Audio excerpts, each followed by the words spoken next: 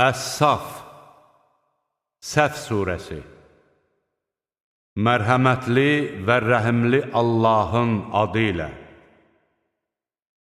Göylərdə və yerdə olanların hamısı Allahın şəninə təriflər deyir. O, qüdrətlidir, müdrikdir. Ey iman gətirənlər! Ne üçün siz etməyəcəyiniz şeyləri danışırsınız? Etməyəcəyiniz şeylərdən danışmağınız Allah tərəfindən böyük nifrətlə qarşılanır. Şübhəsiz ki, Allah möhkəm bir divar kimi səf-səf düzülüb, onun yolunda vuruşanları sevir.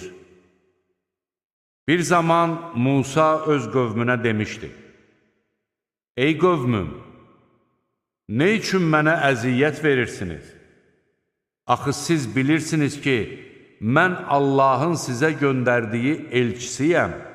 Onlar doğru yoldan sapdıqda, Allah da onların qəlbini saptırdı. Allah fasiqləri doğru yola yönəltməz. Bir zaman Məryəm oğlu İsa demişdi: Ey İsrail oğulları! Həqiqətən mən Allahın sizə göndərdiyi, məndən əvvəl nazil edilmiş Tövratı təsdiqləyən və məndən sonra gələcək Əhməd adlı Peyğəmbərlə sizi müjdələyən bir elçisiyəm. Allahın elçisi onlara açıq-aydın dəlillər gətirdikdə onlar, bu aşkar bir sehirdir, dedilər. İslama dəvət edildiyi halda, Allaha qarşı yalan uydurandan daha zalım kim ola bilər? Allah zalım adamları doğru yola yönəltməz. Onlar Allahın nurunu öz ağızlarından çıxanlarla söndürmək istəyirlər.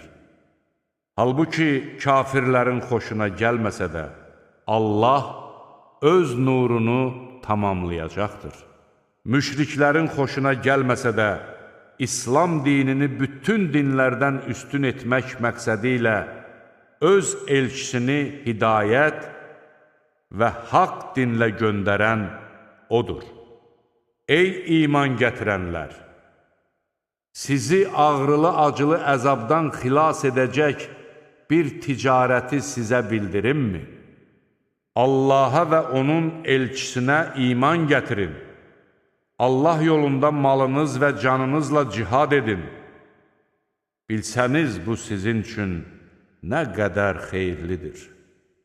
Bu təqdirdə O sizin günahlarınızı bağışlayar və sizi ağacları altından çaylar axan cənnət bağlarına və Ədm bağlarındakı gözəl məskənlərə daxil edər.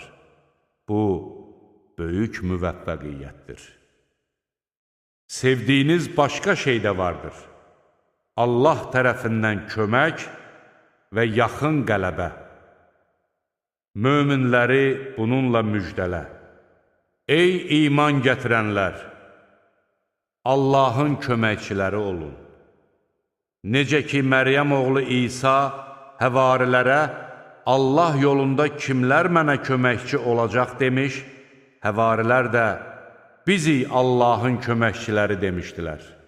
İsrail oğullarından bir zümrə iman gətirdi, digər bir zümrə isə kafir oldu. Biz də iman gətirənləri düşmənlərinə qarşı qüvvətləndirdik və onlar üstün gəldilər.